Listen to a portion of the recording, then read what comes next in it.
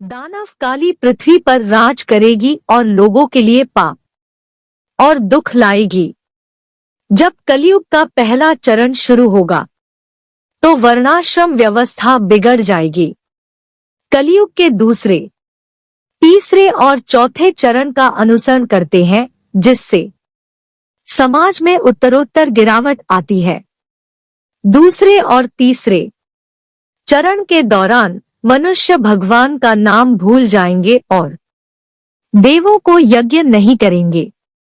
चौथे चरण के दौरान मनुष्यों के बीच नरभक्षण वास्तव में सार्वभौमिक होगा। इस समस्या को हल करने के लिए पवित्र देवता समाधान के लिए ब्रह्मा के सामने एकत्रित होंगे।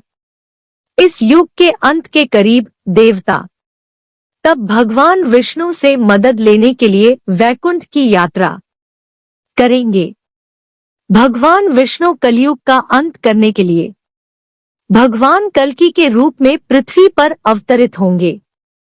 भगवान विष्णु के कल्कि के रूप में पृथ्वी पर आने का एक मुख्य कारण पृथ्वी पर बुरी शक्तियों को नष्ट करना और उन्हें हराना है। वह इसकी शुरुआत कीकटपुर शहर में लड़ाई और शून्यवादियों के नरसंहार से करेंगे, जिन्होंने लोगों को गुमराह किया है। बाद में काली की काली शक्तियों के साथ एक युद्ध शुरू हुआ, जिसमें दानव सेनापति कोका और विकोका कल्कि और देवों के खिलाफ लड़ रहे थे। कोका और विकोका तब कल्कि द्वारा मारे जाएंगे। इस प्रकार कली को धर्म के हाथों पराजित किया जाएगा, जो कि सत्य युग का अवतार है, जो बुराई के ध्रुवीय विपरीत है। अंत में कल्कि को चुनौती दी जाएगी और जानबूझकर राजा शशिध्वज से हार मान ली जाएगी और सत्य युग की शुरुआत से पहले राजा की बेटी उनकी दूसरी पत्नी राम से शादी कर ली जाएगी। सत्य युग स्वर्ण युग की शुरुआत में भगवान कल्कि ग्रह को अपने सेनापतियों के बीच सांसारिक राज्यों में विभाजित करेंगे। फिर देवों के लिए अश्वमेध और राजसूय यज्ञ करेंगे। उसके माता पिता सुमति और विष्णुइषा तब बद्रिकाश्रम के पवित्र स्थान की यात्रा करेंगे, जहां वे अपनी मृत्यु तक रहेंगे।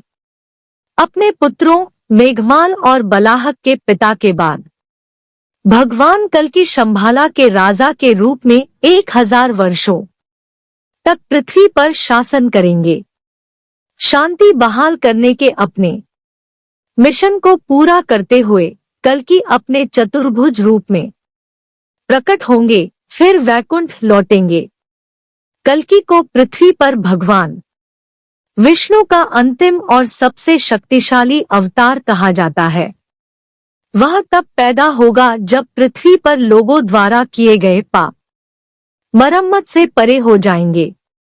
वह सभी बुराइयों को मारने के लिए पैदा होगा। कल्कि अवतार निष्कलंक और परम दिव्य होने वाला है। वह दिव्य गुणों से संपन्न होगा।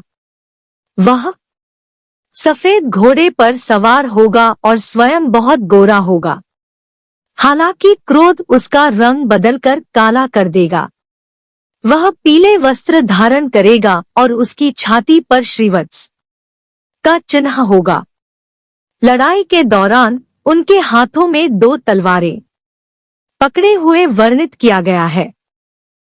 ऐसा माना जाता है कि दुनिया के अंत से पहले इंसान सिर्फ मछली खाएगा और भेड़ और मेमनों का दूध पिएगा।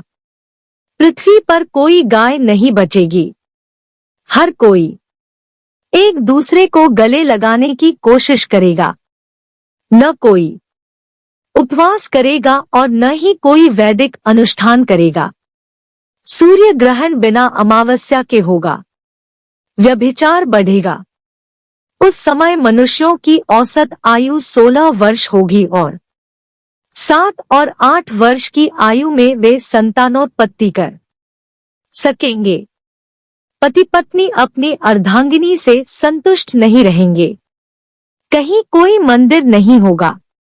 युग के अंत में जीवित प्राणी कम हो जाएंगे।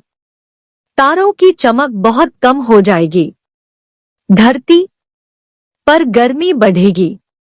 यह वह समय होगा जब विष्णु के अवतार कल्कि का जन्म होगा। समाप्त।